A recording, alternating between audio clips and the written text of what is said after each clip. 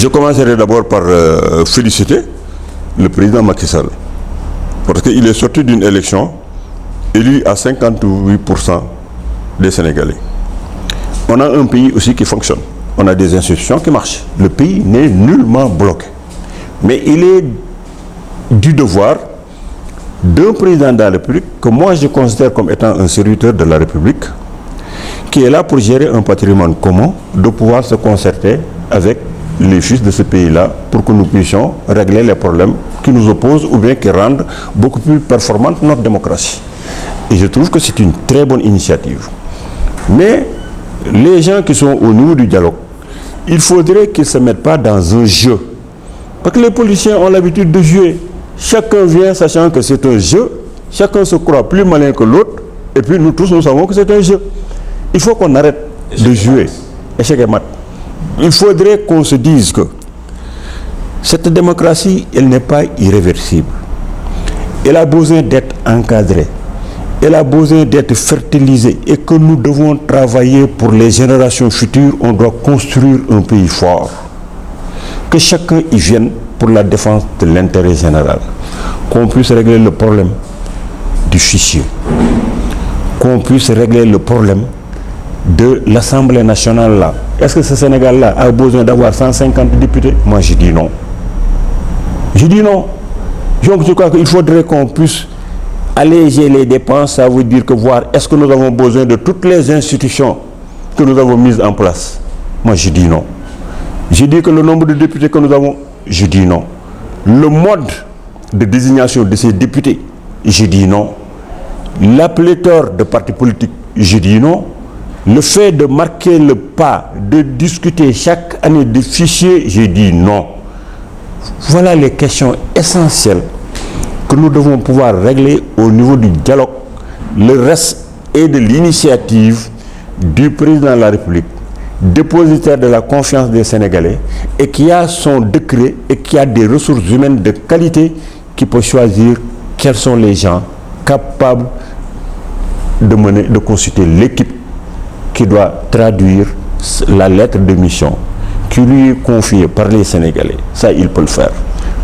Mais le président de la République n'a pas besoin de ce dialogue-là pour constituer un gouvernement d'union nationale.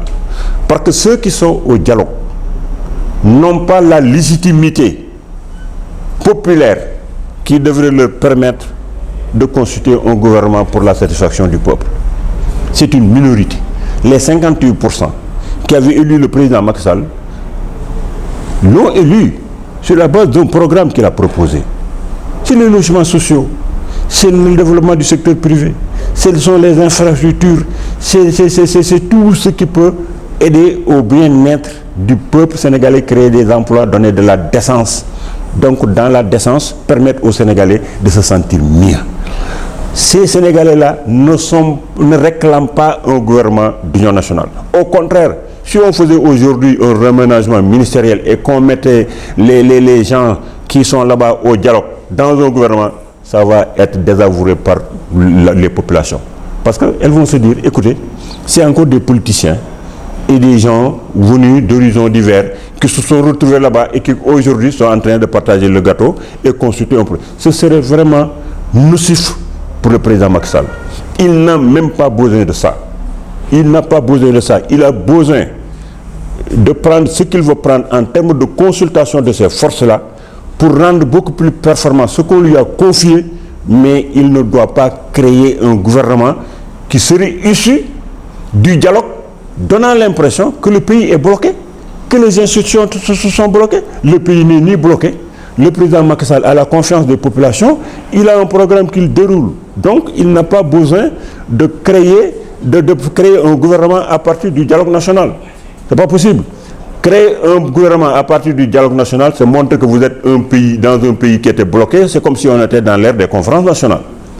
Alors que nous ne sommes pas dans l'ère des conférences nationales. Il a décidé de se concerter avec certains Sénégalais, de les consulter pour rendre beaucoup plus performante notre démocratie, mais le pays n'est pas bloqué. Moi, j'ai dit que le conseil que je pourrais lui donner, c'est lui qui peut nommer où il veut, c'est lui qui peut faire tout ce qu'il veut, parce que c'est lui qui est dépositaire de la confiance des Sénégalais. Mais créer un gouvernement à partir de ce dialogue-là, je pense que c'est la plus grosse erreur que le président Macky Sall va commettre. Le conseil que j'ai à faire au président Macky Sall, il faut qu'il sache qu'en février 2019, il a montré un programme. Il a proposé un bilan. Il a proposé un programme. Les Sénégalais ont validé.